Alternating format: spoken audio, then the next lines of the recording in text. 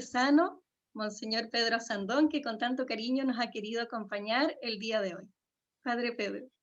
Muchas gracias, Daniela Calcia, y a todo el equipo de formación de la Diócesis de Valparaíso, que en estos tiempos de crisis, que para los cristianos, los creyentes, siempre nos ayuda a discernir en ese dolor o en esa nueva desafío, en ese nuevo desafío, la palabra de Jesús. Gracias por ofrecer estos ciclos de formación que han sido muy buenos, y ahora veo que hay mucha participación. Bienvenidos a todos, vienen de varios países.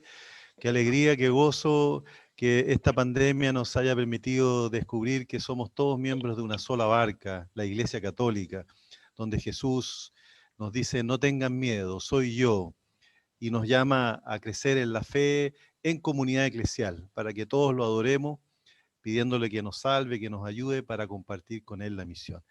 Bien, muy brevemente ya nos va a dar muchas luces nuestro profesor, y le agradecemos por el aporte en esta ciencia y arte sapiencial del discernimiento cristiano católico. Solamente recordarles lo que nos recuerda el documento de Aparecida, cuando nos dice que el discernimiento es trinitario. Recoge una tradición de discernimiento pastoral de la Iglesia Latinoamericana, que después el Papa la asume en la exhortación apostólica Evangelii Gaudium, del ver, juzgar y actuar. Aparecida dice que ese discernimiento es trinitario. Se ve con los ojos de Dios nuestro Padre cuál es su voluntad en Jesucristo el Señor, que tiene como alimento principal escuchar y realizar la voluntad de Dios, el plan salvífico en la historia de salvación del reino de Dios y su justicia, animados, sostenidos en la acción con el Espíritu Santo. Es trinitario, Padre, Hijo y Espíritu Santo. Por eso cuando uno se pregunta qué es el discernimiento cristiano, y lo recuerda el Papa, sobre todo cuando se ha dirigido a nosotros, Latinoamérica, particularmente a Chile, hay que poner en el centro a Jesucristo. Por lo tanto, cuando uno se pregunta qué es el discernimiento que hacemos nosotros los católicos como iglesia, para ser fieles a la misión del Jesús, bueno, ¿quién discierne? Jesucristo y su cuerpo, la iglesia. No se puede discernir lo que Dios quiere con nosotros si no estamos unidos a Jesucristo, que es nuestra cabeza, y nosotros su cuerpo. Por lo tanto, el discernimiento se hace en la iglesia, con el obispo, con el papa, con todas las vocaciones específicas. El documento Aparecida que nos recuerda que todos somos discípulos misioneros de Jesucristo con vocaciones específicas en el cuerpo de Cristo como santo pueblo de Dios. Por lo tanto, ¿quién discierne? Cristo, la iglesia, sostenida y animado por el Espíritu Santo. ¿Qué se discierne? Se discierne lo mismo que discierne Cristo, la voluntad de Dios para realizar, para anunciar y realizar el reino de Dios y su justicia. Por lo tanto, siempre el discernimiento cristiano, creyente y eclesial se realiza de rodillas, se realiza implorando la conversión sincera, el arrepentimiento, dejando que sea Cristo quien viva en mí y que el Señor realice entonces en mi inteligencia, en mi voluntad, en las decisiones, en la iglesia, en comunión eclesial, su plan de salvación. ¿Y para qué discernimos? Para anunciar el Evangelio, para anunciar las buenas noticias de que el Señor ha sido ungido por el Espíritu Santo y con Él somos enviados, Él nos envía a anunciar las buenas noticias a los pobres. Conocemos muy bien ese inicio del ministerio público de Jesús cuando cita al profeta Isaías: el Señor está sobre mí y me ha enviado para anunciar buenas noticias a los pobres. ¿Y en quién se sostiene este discernimiento? En el Espíritu Santo. El gran protagonista del tiempo de la iglesia, que es el cuerpo de Cristo, el pueblo de Dios, es el Espíritu Santo. Por lo tanto, es muy carismático el discernimiento. Ahí hay que pedirle mucha ayuda también a la renovación, a volver a redescubrir de que la persona principal del tiempo de la iglesia, de su identidad y de su misión, es el Espíritu Santo. Si uno lee los hechos de los apóstoles, la iglesia primitiva naciente, se da cuenta que la persona principal no es ni San Pablo, ni Bernabé, ni Pedro, es el Espíritu Santo. Y de hecho, las veces que sale referido, que son muchísimas, en el texto de los Hechos de los Apóstoles, son todas relativas a decisiones. De hecho, el primer sínodo o el primer concilio se realiza en Jerusalén y se expresa el Espíritu Santo y nosotros, los apóstoles, la iglesia, el Papa, los obispos, toda la iglesia, en comunión corresponsable de bautizados, decide realizar la voluntad de Dios nuestro Padre en Jesucristo con la fuerza del Espíritu Santo. Por eso en la Fratelli Tutti el Papa nos da otro criterio para discernir cuál es la voluntad en la historia de salvación. Es el criterio de la fraternidad.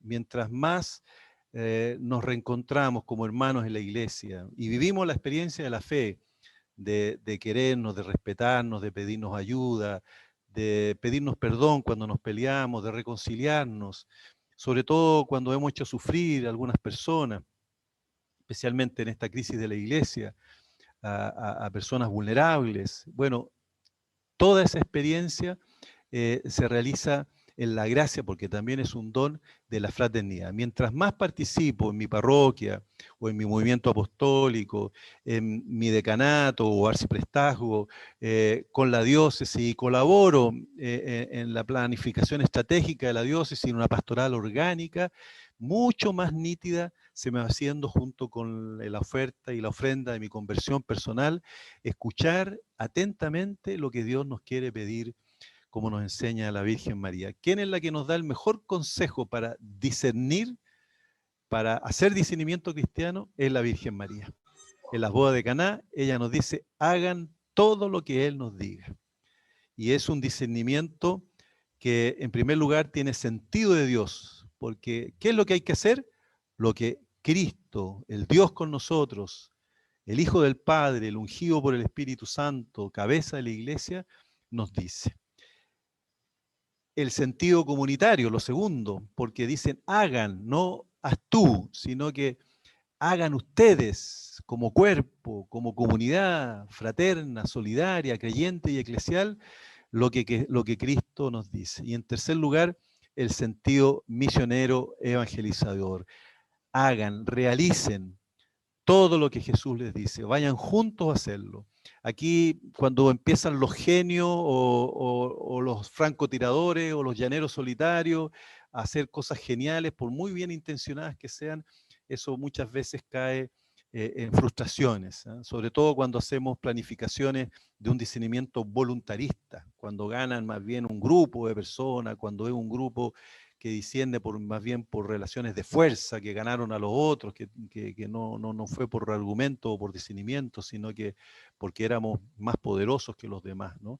Bueno, eso no es el discernimiento cristiano. El discernimiento cristiano se realiza acompañando a Cristo en la cruz, muriendo a nosotros mismos, escuchando atentamente la voluntad de Dios, y en comunidad nosotros hacer lo que el Espíritu Santo de Jesucristo resucitado, de Dios nuestro Padre, nos dice en estos tiempos de pandemia social, de pandemia sanitaria y de pandemia eclesial, desafíos tan hermosos, tan dramáticos y tan urgentes, que el Señor nos invita a discernir cómo nosotros podemos hacerlo según su santa voluntad. La voluntad que Cristo encuentra en la iglesia, la voluntad de Dios nuestro Padre. Que Dios los bendiga. Una alegría muy grande de compartir en realidad el discernimiento cristiano y sobre todo a la luz de la encíclica del Papa de la Fratelli Tutti, dice relación con volver a experimentar la fraternidad del amor de los hermanos de Cristo Jesús, para construir la paz social. También es un don la paz social. Que Dios los bendiga. Y yo también me quedo como alumno para escuchar y aprender atentamente con todos ustedes lo que vamos a aprender en este ciclo de formación del discernimiento cristiano. Que Dios los bendiga. Hola amigas, hola amigos. Soy Miguel Collado, miembro del equipo de formación de la Diócesis de Valparaíso y colaborador del CI. En esta oportunidad queremos poder presentarle a ustedes el tema de discernimiento cristiano, el cual haremos en 4 módulos. El primer tema, discernimiento cristiano, que debiéramos poder tenerlo como introducción, es ¿qué es discernir? Y aquí la imagen nos dice, ¿no? Es elegir un camino u otro. Discernir es escoger. Y nosotros estamos permanentemente en actitud de discernir porque estamos permanentemente escogiendo. Permanentemente estamos optando. Permanentemente estamos eligiendo. Discernir es escoger y elegir. Y en términos cristianos, el discernir es siempre entre 2 o más opciones buenas. Por cierto, que si una es buena y otra es mala, no hay nada que discernir, se toma la buena. El problema es cuando las 2 opciones son válidas, cuando las 2 opciones son posibles de tomar y no hay ninguna de ellas que sea algo malo, algo que vaya a hacer daño. Ahora, ¿por qué el tema del discernimiento? ¿Por qué tomamos ahora este tema del discernimiento? Bueno, es una orientación que viene desde lo más profundo de nuestra iglesia. De hecho, el Papa Francisco en múltiples ocasiones nos ha pedido que discernamos. El Papa nos ha dicho, por ejemplo, él quiere que todos en la iglesia recemos juntos para que reconozcamos la urgencia que tiene el formarnos en el discernimiento. Tanto en el plano personal como el plano comunitario. Y además, el Papa nos ha dicho de que discernir de entre todas las voces, se trata de poder reconocer cuál es la voz del Señor, cuál es la voz que Él nos está indicando, que nos está conduciendo hacia la resurrección, hacia la vida. Y es la voz que nos libra de caer en la cultura de la muerte. Agrega el Papa que el tiempo en el que vivimos nos exige desarrollar una profunda capacidad para discernir. Por eso es que estamos haciendo esta escuela de verano, siguiendo estas indicaciones. Finalmente, el Papa nos dice que leamos desde dentro, que le leamos desde nuestra interioridad lo que el Señor nos pide. De esa forma vamos a poder vivir en el amor.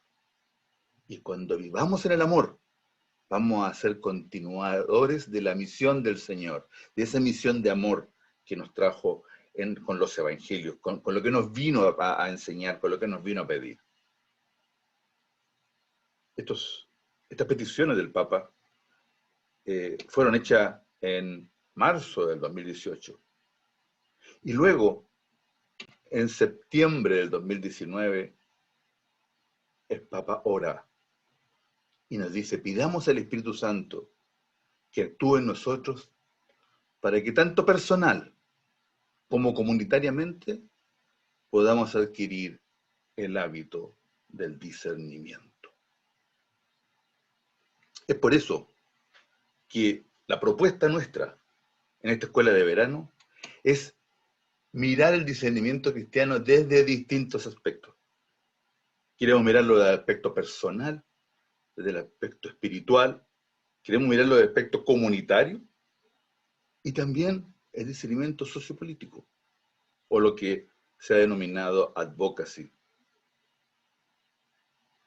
En lo que se refiere al discernimiento personal, lo que vamos a ver dentro de este ciclo es la forma en que tomamos decisiones humanamente. Estamos guiados por el Espíritu, pero somos humanos.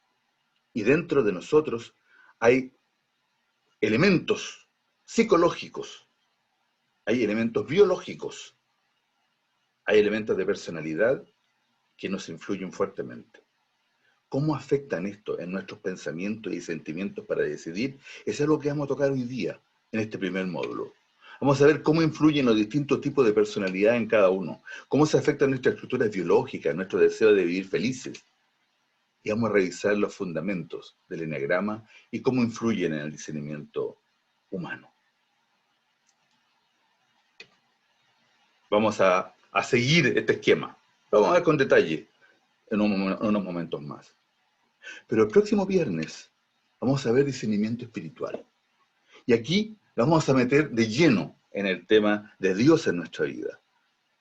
Vamos a agregarle a lo psicológico, a lo biológico, a lo humano, le vamos a agregar lo espiritual. Y es allí que vamos a ver cómo influyen en nuestras decisiones las mociones del Espíritu Santo y se confrontan con las tentaciones del mal espíritu.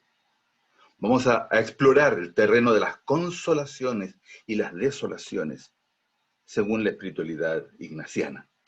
Y vamos a ir descifrando la voluntad de Dios en nuestra vida. De allí nos vamos a poder tener una metodología, un conjunto de reglas que nos van a poder permitir tomar elecciones en la vida. ¿Qué hacer de acuerdo a lo que es la voluntad de Dios? Vamos a poder ir traduciendo lo que Dios quiere de nosotros. Y nos va a seguir otro esquema, un esquema en el cual estamos nosotros, están los otros, y está la Trinidad, está el Señor, en que el Señor contempla a toda la humanidad, en que el Señor escucha lo que la humanidad está pidiendo, y nosotros que nos ponemos en oración ante el Señor, recibimos de Él mociones, recibimos de Él soplos que nos indican cuál es la voluntad de Él. Pero también, al mismo tiempo que estamos recibiendo mociones del buen espíritu, el mal espíritu nos tienta con tretas y nos trata de engañar. En esa situación nos vamos a encontrar cada uno de nosotros en un momento de decidir. Y ese momento de decidir puede ser que lo hagamos egoístamente hacia nosotros, o puede que lo hagamos solidariamente, fraternamente, hacia los otros. Y de aquí, muchos de los contenidos de la encíclica de la fraternidad del Papa nos van a iluminar en cómo amar, perdonar y servir a nuestros hermanos, que es lo que Dios quiera, lo que Dios quiere. ¿Cuál elegir? ¿Qué hacer? Allí hay una metodología que vamos a ver que llamamos Magis. Después, el próximo martes, vamos a centrarnos en el tema de discernimiento comunitario. Y en ello, la metodología va a ser para buscar la voluntad de Dios ahora en un colectivo. Vamos a ver un método para poder dialogar en lugar de debatir. Y eso nos va a poder llevar a tomar decisiones comunitarias. En Chile estamos viviendo un momento muy importante. Se está a punto de comenzar a escribir, a redactar una nueva constitución. El discernimiento comunitario es fundamental para poder tener esta metodología y poder llegar a qué es lo que es mejor para todos, para la comunidad completa. También la idea de esta metodología es permitirnos ver cómo podemos decidir en comunidad cuál es la voluntad de Dios para la comunidad. Y eso les puede servir mucho a muchas parroquias que a lo mejor hacen proceso de discernimiento, o diócesis. De hecho, la diócesis de Valparaíso, de donde estamos haciendo esta escuela de verano, va a iniciar un proceso de discernimiento diocesano. Esta metodología nos puede ayudar mucho para poder sacar luces en ese discernimiento diocesano. El esquema que vamos a usar aquí ya no parte de la persona, ahora parte de la comunidad. Es la comunidad la que se preocupa del resto de la comunidad, o de la comunidad propia, o de la comunidad global. Y ahora el mismo esquema en que Dios contempla a la comunidad, escucha a la comunidad, se da, pero ahora somos grupo los que nos ponemos en oración. Y este grupo que ora recibe emociones, y recibe emociones hacia el grupo. Y también, por cierto, el mal espíritu está tentando, y podría ser de que caigamos en las tentaciones del mal espíritu, o escuchemos al buen espíritu y podamos llevar a cabo lo que Él quiere para nosotros como comunidad. Finalmente, el viernes de la próxima semana, vamos a hablar de discernimiento sociopolítico, vamos a hablar de incidencia. Y es aquí que vamos a explicar una metodología para que desde nuestros principios que están basados en el Evangelio, podamos llegar a incidir en las decisiones que toman quienes tienen el poder en nuestra sociedad. Esto es muy importante en los tiempos que estamos viviendo. ¿Cómo llevar a cabo acciones concretas para poner en práctica la incidencia? Necesitamos incidir. Necesitamos ser una voz con acciones, con recomendaciones concretas. Y allí el esquema es distinto, porque allí nos encontramos con que están los que gobiernan tomando decisiones por nosotros. Algunos de ellos lo hemos elegido nosotros. A otros nos tocan, nos llegan. Y nosotros los gobernados tenemos el resultado de lo que ellos hagan, lo que ellos decidan hacia la comunidad. Pero en esto, los gobernantes sufren presiones. Y esas presiones es porque hay ciertos grupos que inciden en ellos y que influyen tratando de lograr sus propios intereses. La industria armamentista, la industria de los laboratorios, el narcotráfico, están incidiendo en los gobernantes tras de sus propios intereses. La propuesta es, así como ellos inciden, nosotros incidamos como iglesia, como cristianos, con los valores del Evangelio, para que nuestros gobernantes, que las personas que tienen el poder, puedan hacer y gobernar en pos, en beneficio de los más frágiles, de los gobernados. Esa es la propuesta para el viernes de la próxima semana. Eso quería poder comentarles inicialmente y para que no se pierdan en las siguientes, ¿no? Para que sigan asistiendo a estas sesiones de esta escuela de verano. Vamos entonces al primer módulo. Vamos a ver discernimiento personal, discernimiento desde el punto de vista de la psicología. Mucho tiene que ver el cerebro en esto, biológicamente hablando. Y aquí lo que nos encontramos es que estamos las personas decidiendo acciones. Entonces, somos las personas los que actuamos. Y a esta persona le llegan estímulos del exterior, cosas que pasan en nuestro entorno. Cuando algo pasa en nuestro entorno, cuando se cruza una persona, cuando ocurre una situación, algo se gatilla en nosotros. Y estos estímulos muchas veces nos llevan a que a través de una emoción actuemos. Y es así como muchas veces a partir de emociones nuestras acciones son inmediatas. Respondemos rápidamente con un golpe. Respondemos rápidamente con un disparate. Respondemos rápidamente con un acto de amor.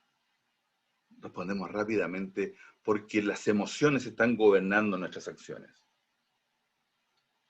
Hay una alternativa, que esa emoción, antes de pasar a la acción, podamos retenerla brevemente en el pensamiento, en el intelecto, de modo que todavía dentro del ambiente de sentimiento vamos a la acción, pero ahora ya no es tan automático. Es un sentimiento.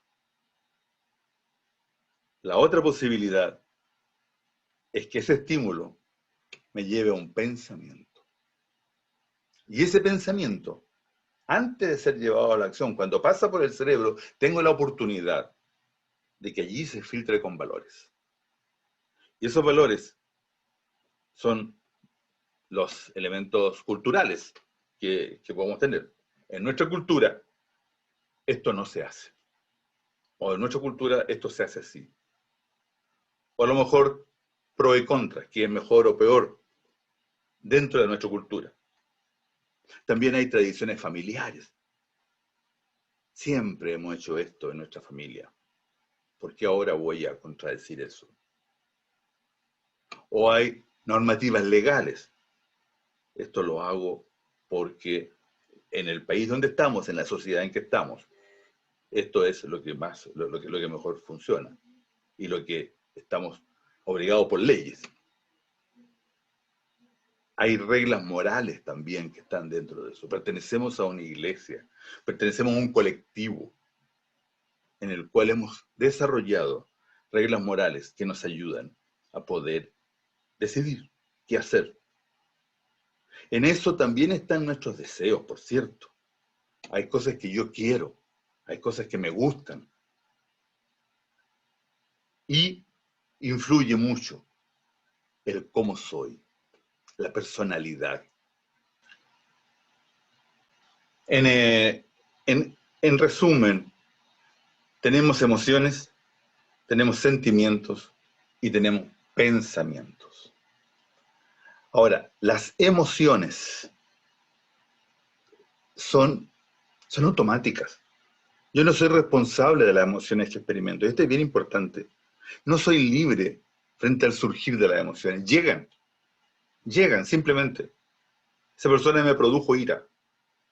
Esa situación me produjo pena. Por lo tanto, no soy culpable de las emociones que experimento. El tema es cómo manejo las emociones.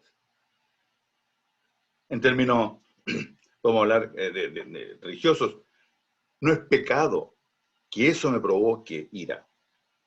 Lo que sí es pecado que yo a partir de esa ira haga algo que sea perjudicial para mi hermano.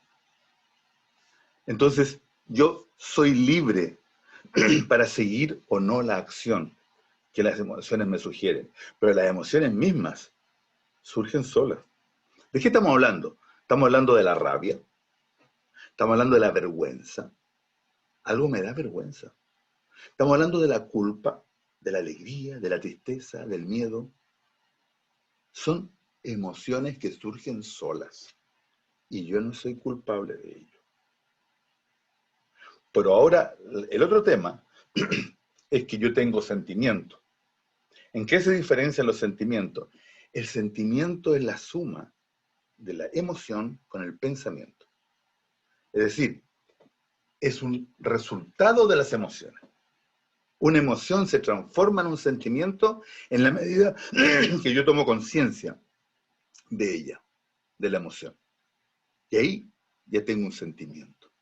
El sentimiento es una experiencia subjetiva, de experiencia emocional.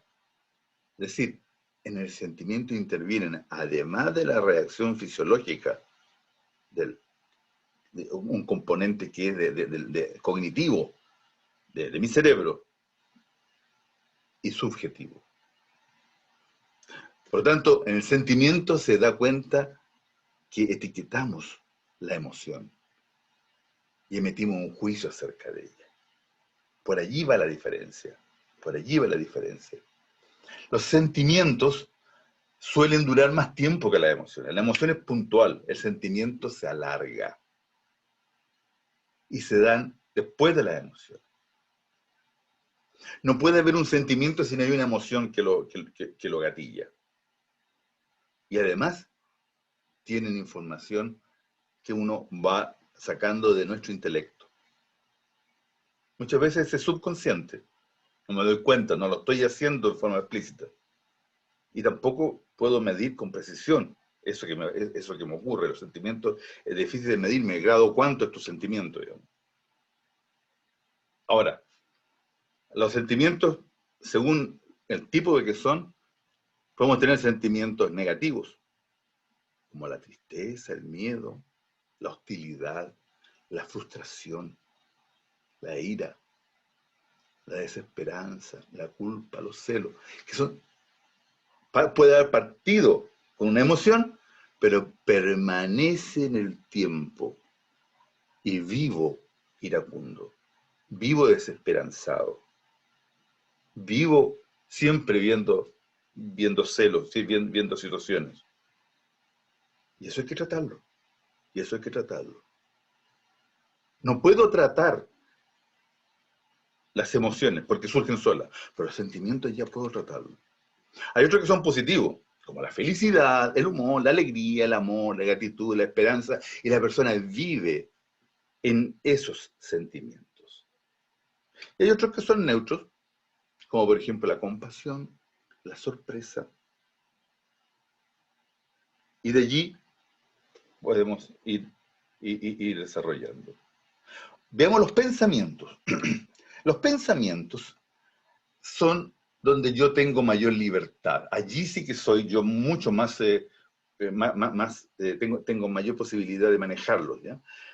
No soy libre cuando surgen, pero los puedo ordenar, los puedo ampliar, los puedo relacionar un pensamiento con otro y alimentarlos. Frente a los sentimientos, no tengo que vivir con culpabilidades. Eso es muy importante. Eso es muy importante. Pero frente a los pensamientos, ahí sí que yo tengo responsabilidad. Ahí se juega el cómo llevo los pensamientos a la acción. Volviendo a los sentimientos, son subjetivos, son personales, son originales, no son la realidad.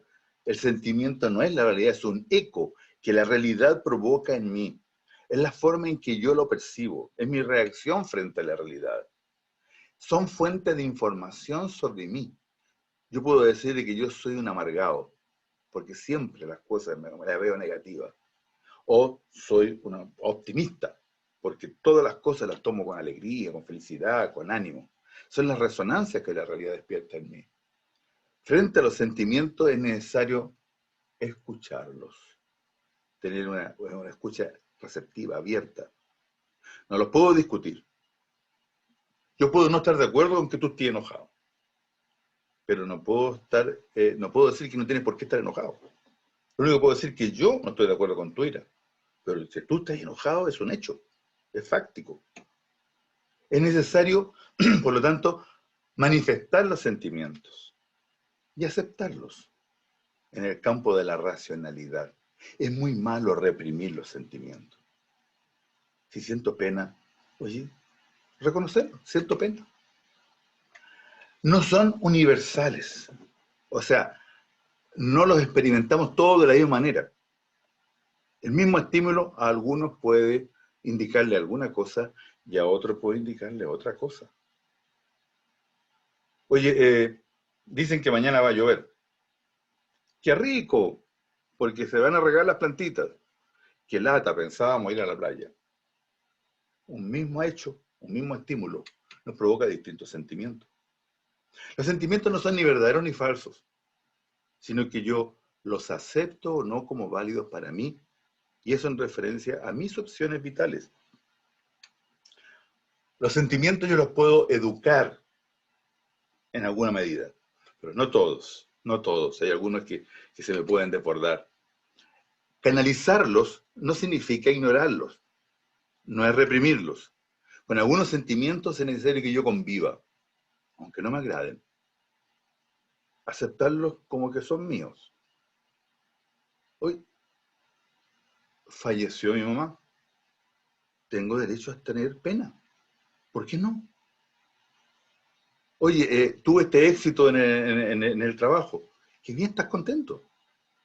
Y no significa de que por eso no debas manifestar tu alegría. Que todos sepan que estás contento. Los pensamientos, adentrándonos un poquito más, son racionales. Los pensamientos tratan de explicar la realidad. No se confunden con la realidad, es una explicación de la realidad. Son más universales que los sentimientos, aunque también son discutibles. Pero ahí yo puedo venir y discutir con razones. Un pensamiento es más cierto o no en la medida de que yo me encuentro que una proximidad o no de la realidad. Mira, lo que estoy pensando es esta interpretación de la realidad. ¿Está bien? No, pero es que ahí omitiste tal cosa. Ah, tienes razón. Y puedo cambiar. Son educables. Tenemos la posibilidad de sistematizarlos. Está la lógica matemática, está inducción-deducción, análisis, síntesis. Yo puedo mantenerlos, alimentarlos o no, o cambiarlos. El manejo de los sentimientos es muy importante. Los sentimientos o las emociones, ojo, no están en el terreno de lo moral. Por lo tanto, como hemos dicho anteriormente, no son ni buenos ni malos en sí mismos. Ocurren. Segundo, los sentimientos no tienen origen en mi libertad y tampoco dependen de mi libertad, que existan o no. Simplemente existen. Tengo rabia. estoy contento, simplemente existen. Ahora, lo importante es integrar los sentimientos con el intelecto para poder llegar a hacer, a la acción, a la voluntad. Ahora, un sentimiento que ocurre puede tener dos salidas cuando está dentro de nosotros. O lo verbalizamos o lo somatizamos. Yo puedo decir, tengo pena. Y en ese sentido lo estoy verbalizando. Pero si niego el sentimiento, esa pena va a estar por dentro y va a estar carcomiéndome. Y se me va a somatizar. Y me va a venir dolor de cabeza.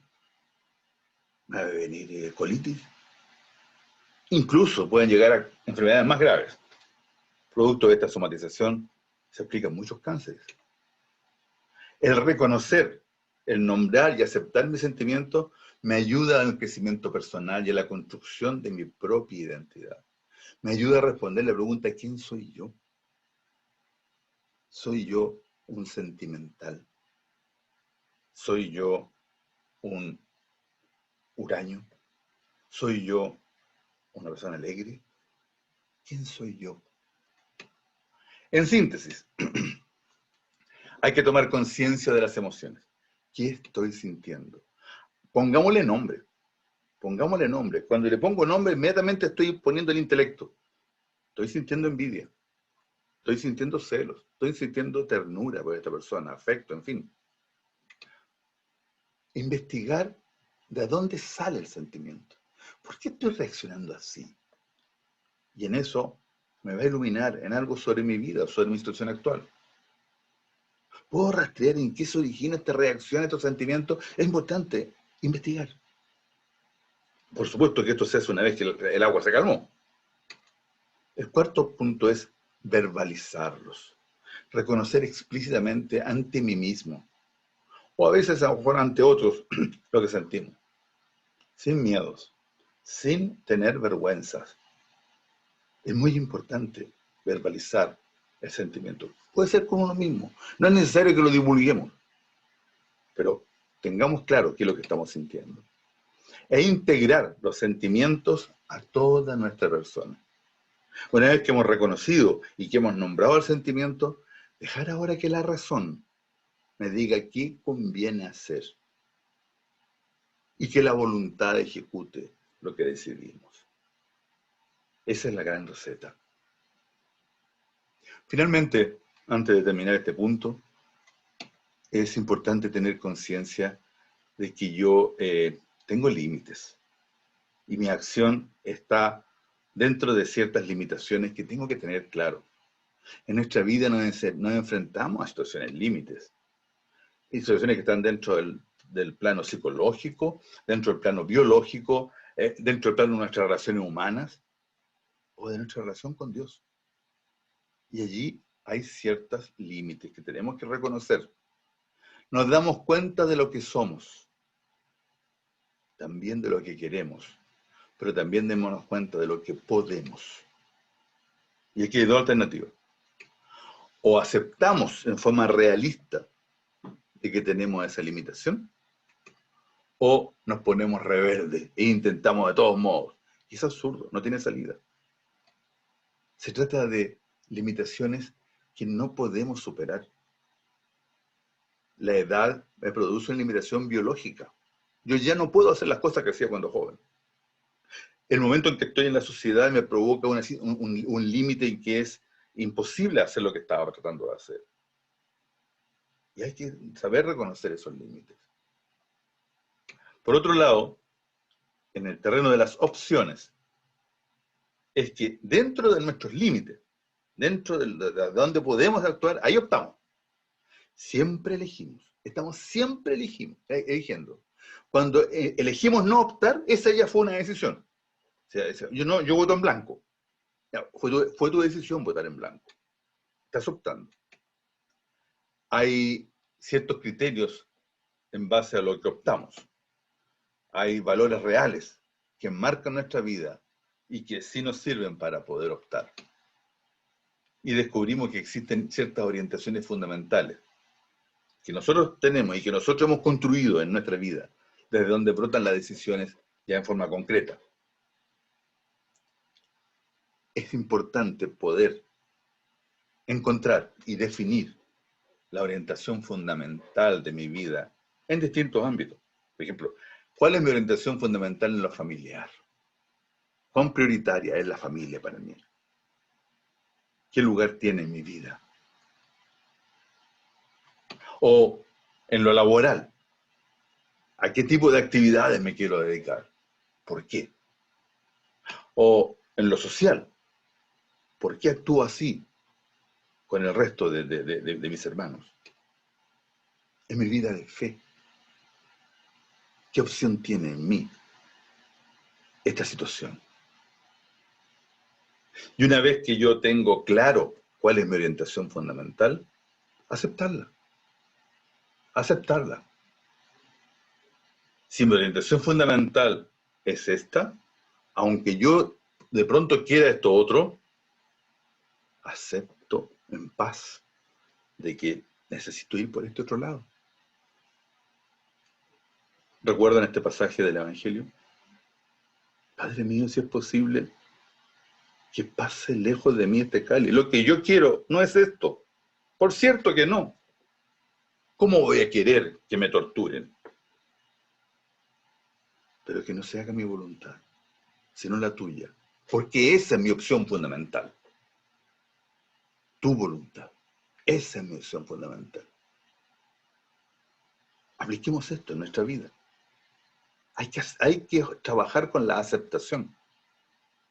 Hay que aceptarnos. Hay que aceptarnos como somos. Primero, aceptemos que hay situaciones que son producto de decisiones de otros. Yo no decidí nacer. Yo no decidí existir.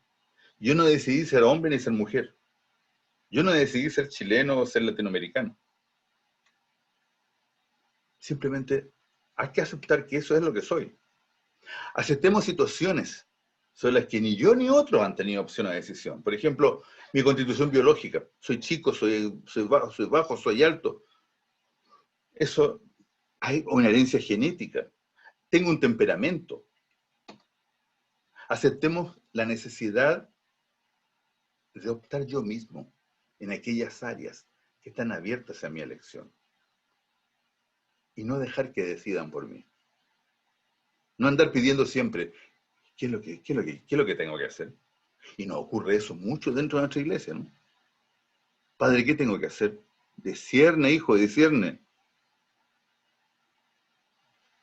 Decide tú. Hazte responsable de lo que estás decidiendo. Aceptemos la responsabilidad. Esto es, la capacidad de responder por las elecciones que yo hago. Si yo decido, yo soy responsable de lo que decido. Si otro decide por mí, después le va a echar la culpa a ese otro por lo que me pasó. Aceptar significa también el aceptar de que de pronto vamos a ser ambiguos. De pronto nuestra opción fundamental era una, pero finalmente decidimos otra. Aceptemos también que nuestro futuro no está escrito ni determinado, sino que está influenciado por el pasado. Podemos, aun cuando en el pasado hayamos tenido esta historia, nosotros podemos construir una nueva historia. Somos capaces de construir una nueva historia. Por cierto que el pasado existe y va a influir, pero yo tengo derecho a poder construir mi futuro. Aceptemos que hay una libertad y que esa libertad es apasionante. A la vez, algunos le tienen miedo a la libertad. ¿Por qué? Porque le da responsabilidades. Pero esa libertad es apasionante. Aceptemos además de que dentro de nuestras decisiones vamos a ser criticados. Vamos a ser criticados. Otros nos van a criticar. Y peor que eso, nosotros mismos nos vamos a criticar por opciones que hemos tomado. Y por último, nunca dar por sentada la orientación fundamental, como si automáticamente yo actuara siempre en coherencia con ella. Podría ser de que yo debiera modificar mi orientación fundamental. Y allí, un buen proceso de discernimiento, de ejercicios espirituales, para encontrar la voluntad de Dios, y que sea la voluntad de Dios la que me ayude a cambiar mi orientación fundamental. Eso es lo que queríamos transmitirles como un primer aspecto en esto de tomar decisiones. Porque las decisiones dependen en gran medida de la personalidad de cada persona. Las decisiones dependen de cómo somos. Según la personalidad, cambian las prioridades. Una persona ante una misma situación le da distinta importancia versus otra persona que tiene otra personalidad. Ahora, el tema entonces pasa por, ¿y cuál es mi personalidad? ¿Cómo voy a actuar yo ante situaciones? ¿Cómo reconocer la personalidad que influye en mí y la personalidad que influye en otros? Ante eso, hay toda un área del conocimiento que es denominada el eneagrama y que ha ayudado mucho a muchas personas y a muchas comunidades. ¿Y de qué se trata esto? Vamos a hacer una muy breve síntesis, por cierto, digamos, no tenemos tiempo para poder profundizar. Esto, hay libros y libros de esto, digamos. Las decisiones que tomamos están orientadas, y ya lo vimos anteriormente, por un lado, por la acción. Y aquí tenemos personas que son más desafiadoras, hay otros que son más pacificadores, hay personas que son más idealistas. Pero hay otras que están orientadas a la emoción. Y ahí nos encontramos con personas que son más ayudadores, otros que son más triunfalistas, y otros que son más individualistas. Y hay otras personas que están orientadas por el pensamiento. Y ahí tenemos a los investigadores, a los leales, a los entusiastas. Y de ese modo estamos con orientaciones que cada uno de nosotros va teniendo según por dónde vaya nuestra personalidad. Los orientados a la acción. Hay tres tipos de personas que son orientados a la acción. Los que llamamos los tipos 8, 9 y 1. Ya lo vamos a ver con un poco más de detalle.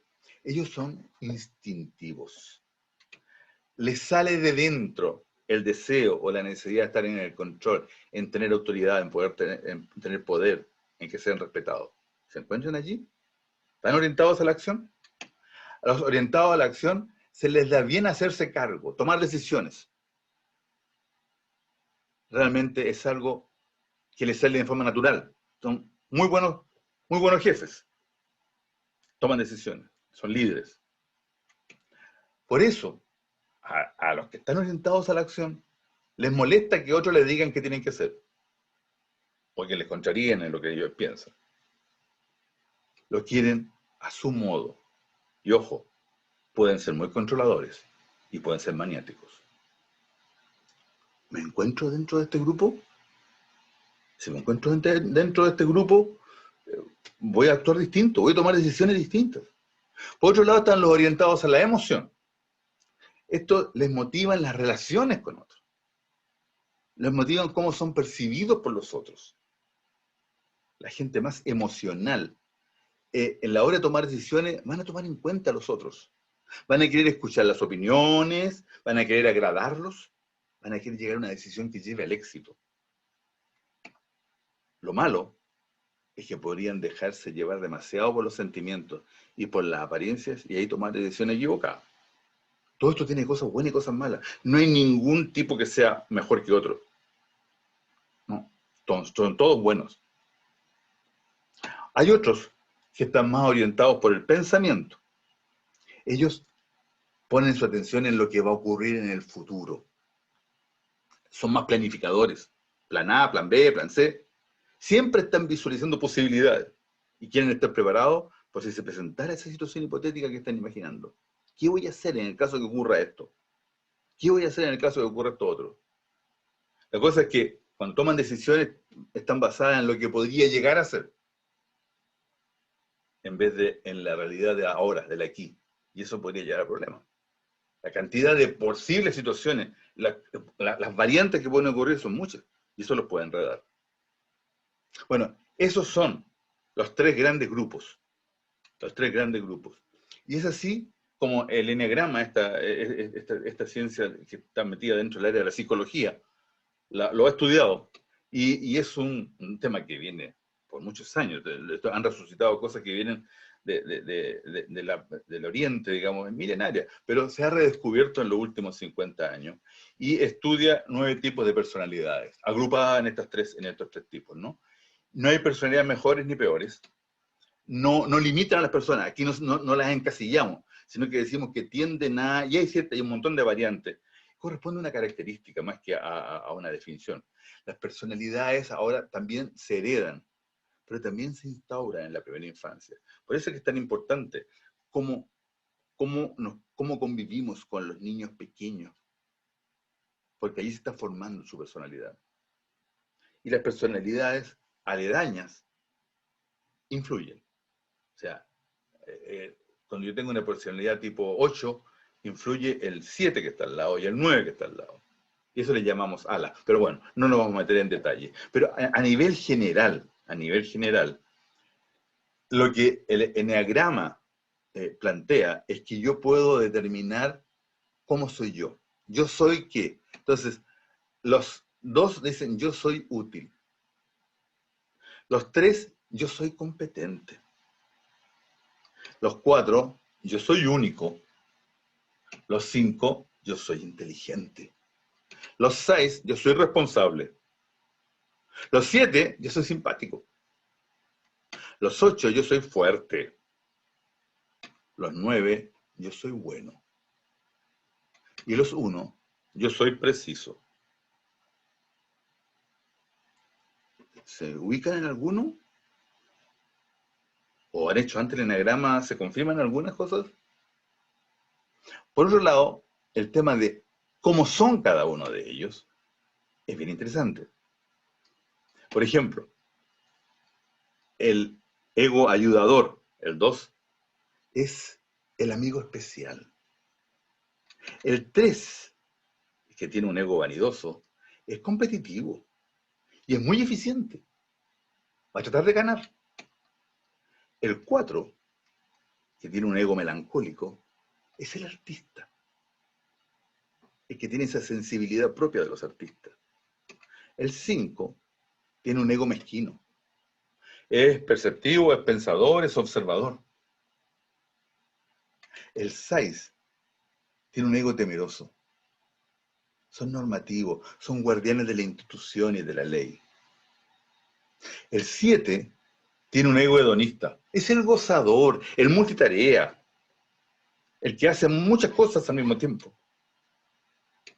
El 8 tiene un ego líder. Es el empresario, el protector, el jefe. El 9 tiene un ego pacifista. Es el reconciliador. No es nadie especial. Va a tratar de reconciliar. Y el 1 es el ego perfeccionista. ¿Van ubicándose más o menos en cuál de los números son ustedes? Por último, veamos cuál es el ideal, cuáles son las ilusiones que cada uno tiene. El ayudador piensa que afortunadamente hay en el mundo gente como nosotros los ayudadores. Si también los demás pensaran más en el prójimo, viviríamos en un mundo más altruista y solidario. Ese es el ayudador. El 3, que es el triunfador, piensa, si la gente tuviera nuestra misma motivación y nuestra capacidad de trabajo, muchos problemas se resolverían. ¿Se fijan que también está bien? El 4, que es el individualista, dice, si los demás fueran tan sensibles como nosotros, el mundo sería más humano, más hermoso, para todos. La sensibilidad. El 5 es el investigador. Dice, si los demás se esforzaran en ser tan lógicos, tan objetivos como nosotros, la vida sería más interesante para todos. Los 6, que son los leales, dice, si todos se comprometieran y fueran responsables como nosotros, no ocurrirían en el mundo tantas cosas desagradables. La responsabilidad. El 7 que es el entusiasta, piensa que si la gente supiera ver el lado positivo de las cosas como hacemos nosotros, todos serían más felices en este mundo. El 8, que es el desafiador, dice, si la gente supiera actuar con la claridad y determinación con que lo hacemos nosotros, no se gastaría tanto tiempo y tantas energías. Sigamos las normas. El 9, que es el pacificador, dice, si la gente fuera más apacible y relajada, todos viviríamos en el mundo más tranquilo. Y por último, el 1, que es el idealista, dice, si los demás se esforzaran en mejorar y en parecerse a mí, el mundo sería mejor para todos. Espero que con esto puedan un poco visualizar cuál de estas características son más propias de ustedes. ¿Cuál me representa más? Para ilustrarla un poco más lúdicamente, vamos a imaginarnos una situación hipotética. Una cena. Una cena, cada uno de los 9 tipos son invitados a una cena. Cuando reciben la invitación a la cena, ¿qué piensan? ¿Cómo toman la decisión? ¿Qué van sintiendo? Los 2 dicen, ojalá que mis amigos se lleven bien entre sí. Los 3, esta noche me gustaría entablar muchos contactos. Los 4, no estoy de humor para fiestas. Los 5, la verdad que preferiría estar en casa leyendo mi libro sobre los lepidópteros. Qué lata esto de ir a la fiesta, a una cena. Los 6, antes de ir a la cena tengo que acordarme de darle comer al gato, de cerrar la puerta de casa con llave. Los 7, si no es un grupo divertido, tengo otras ideas mejores, digamos. Los 8, me marcharé de inmediato si no encuentro buen vino, mujeres interesantes, ni música de mi gusto. Los 9, me sentiría realmente bien si esta noche establezco alguna conexión agradable con otra persona. Y el 1, espero haber traído el vino más adecuado, el correcto. Ese es cómo se enfrentan cuando llegan a la puerta de la fiesta. ¿Qué pasa durante la fiesta? El 2, me encanta sentir que me necesitan al conversar. El 3, después de comer tengo que salir a correr un poco, me siento pesado. El 4, caviar barato, indignante. El 5, menos mal que aquí todo el mundo habla mucho. Así me libro de participar en este grupo. El 6, esa persona se va pronto. ¿Será que no le caemos bien? El 7, mira, primero voy a comer, después voy a hacer algunas fotos, más tarde voy a ir a clase y luego múltiples cosas. El 8, pásenme ese plato, venga, pásenmelo ahora. El 9, me siento tan cerca de todos.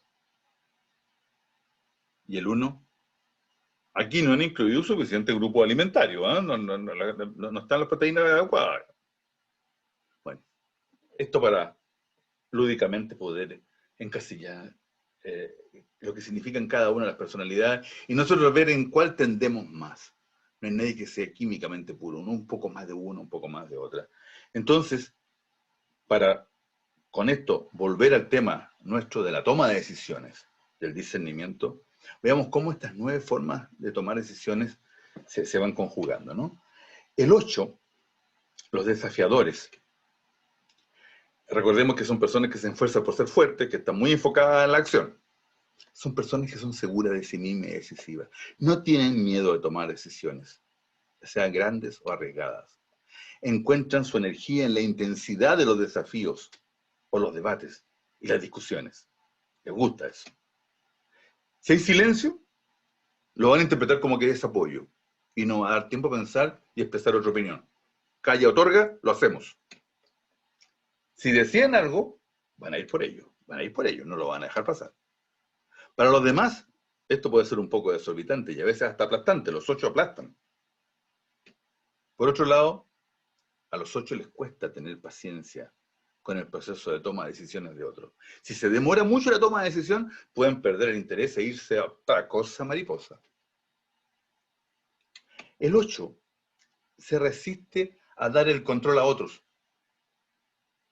Van a querer ser ellos los que toman las decisiones y que no otros tomen decisiones por ellos. Sin embargo, los 8 van a apoyar la decisión de otros cuando la persona que toma la decisión sea fuerte, sea decisiva y diga la verdad 100% y siga el plan al pie de la letra y mantenga una comunicación fluida. O sea, va a respetar la decisión de otros en la medida que esas sean consecuentes. Los 8 necesitan y valoran los líderes fuertes, que no dudan en sus propias decisiones, que ejecutan con asertividad. Con líderes o jefes así, los 8 se mueven con facilidad y progreso. Pero si los líderes no tienen esa capacidad, el 8 los repudia. Vamos al 9. Los 9 son los mediadores.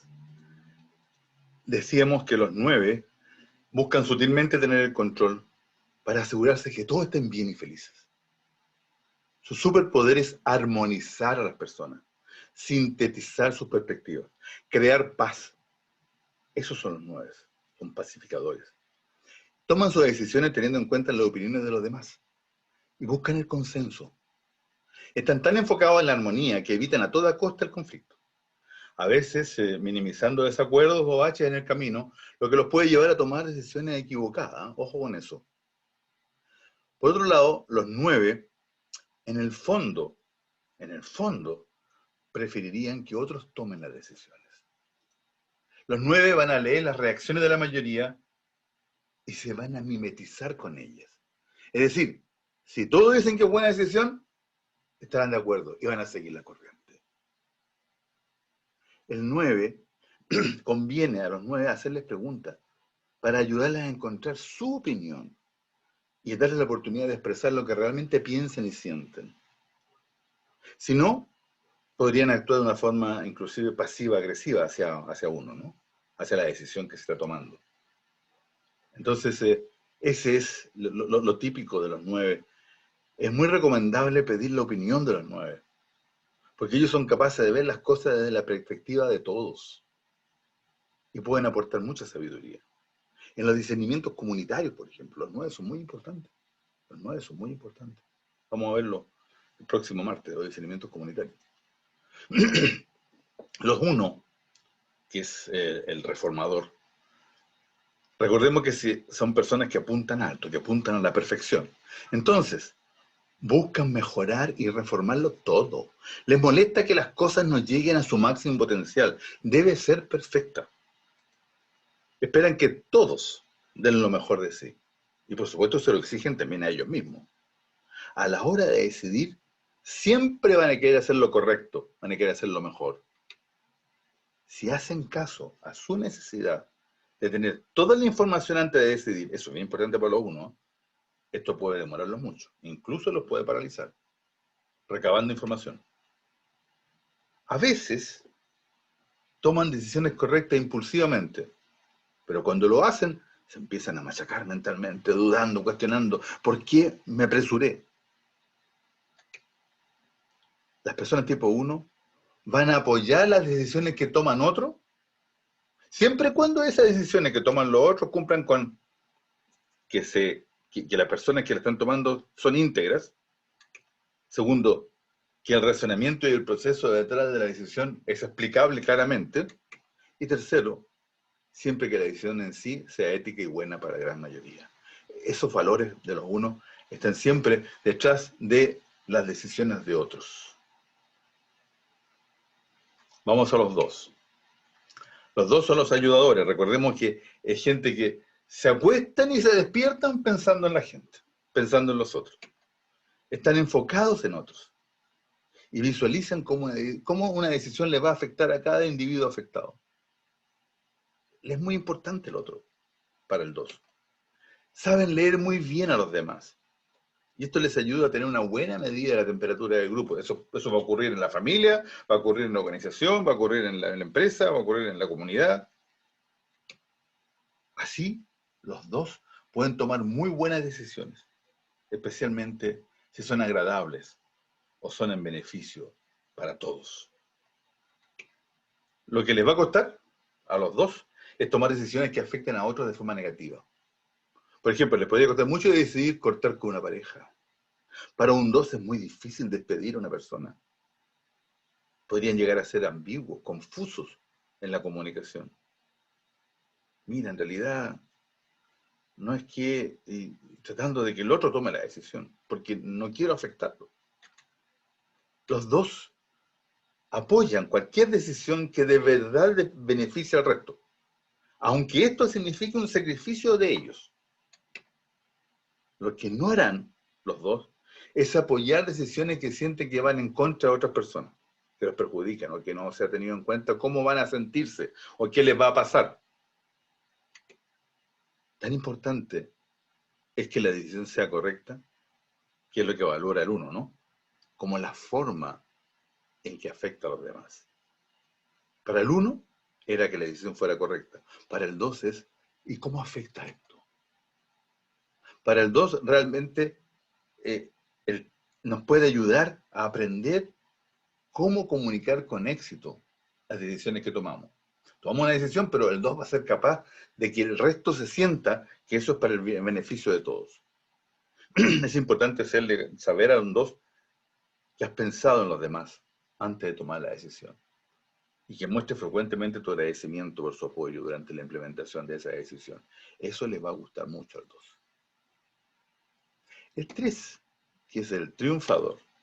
Recordemos que son personas que están enfocadas en que los demás miembros del grupo lo admiren. Al 3 le gusta que lo admiren. Por su orientación al éxito, aprenden muy bien a tomar decisiones correctas y que le llevan a lograr los objetivos. Son triunfadores. Son metódicos en su proceso de toma de decisiones. Los 3 son decisivos. Pero a diferencia de lo que ocurre con el 8, tienen mucho más cuidado con las demás personas. El 8 puede arrasar. Tienen más en cuenta sus posturas, las circunstancias, las emociones. El 3 es más diplomático. Puede esconder o negar las partes negativas o controversiales para poder llegar a lograr su objetivo. El 3 se guía por consideraciones prácticas, más que por ideales. Así que se va a preguntar si las decisiones que toman otros le ayudan a llegar de forma más eficiente a sus objetivos. O sea, el 3 tiene objetivos. Esto que se está decidiendo, esto que están decidiendo otros, ¿me ayuda en mis objetivos o no? Esa va a ser su mirada. La decisión que nosotros hagamos, si les allana el camino a ellos para seguir avanzando y conseguir los resultados que desean, no van a tener ningún problema en apoyarnos. Pero si nuestra decisión les complica su objetivo, su camino, no cuenten con el 3. El 4. Recordemos que los 4 son los individualistas, que tienden a ser personas únicas, personas muy creativas. Son perceptivas de la belleza, de la estética. Entonces, a los 4 les gusta trabajar solos para desarrollar soluciones curiosas y elegantes. Los otros se los van a contaminar. Y aportan al debate y al proceso de toma de decisiones nuevas perspectivas, tanto de ver el problema como de resolverlo. El 4 va a llegar con algo novedoso. Podrían pasarse un poco de místicos, en el sentido de que pueden tomar decisiones emocionalmente y no presentar a los demás ninguna razón lógica que los respalde. Puede ser llevado mucho por la misticidad. Y eso dificulta que otros comprendan o sigan su decisión. Cuando la decisión es tomada por otros, ellos, para apoyar esas decisiones de otros, se van a preguntar primero si están de acuerdo o van a aceptar la decisión, si eso va a poner integridad, va a poner en peligro la integridad de sus principios. ¿Cómo le afecta a sus principios? Eso va a ser muy importante para un 4. Si es que no afecta a sus principios, tenemos más probabilidades que acepte las decisiones de otros. Si valoramos la aportación y creatividad de ellos, les va a permitir desligarse personalmente de la decisión y podrían seguirnos en lo que le estamos planteando. Pero si lo arrastramos, a pesar de estar en contra, se van a sentir divididos, traicionados de sus valores y no nos van a apoyar. Los 5. Recordemos que el 5 es el investigador. A estos les encanta rebuscar datos, información, adentrarse en hipótesis y llegar a conclusiones objetivas. Entonces, los 5 analíticos, racionales, objetivos, van a tener decisiones enteramente basadas en el sentido común. Van a decidir lo que es lógico. Aunque su cuerpo, sus emociones, o el de la gente que está alrededor, estuvieran dando gritos, prefieren hacer lo que tiene más sentido tras su observación objetiva del asunto en cuestión. El 5, cuando otro toma una decisión, le va a costar mucho apreciarla. Le va a costar mucho seguir a jefes o líderes que deciden sin hacer una correcta investigación. Oye, hagamos esto, a ver, ¿y de dónde sacaste eso?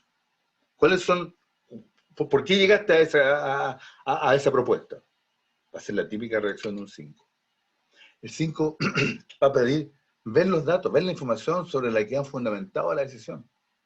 Y le va a costar horrores apoyar una decisión que ellos sienten que no tiene pies ni cabeza. Los 6.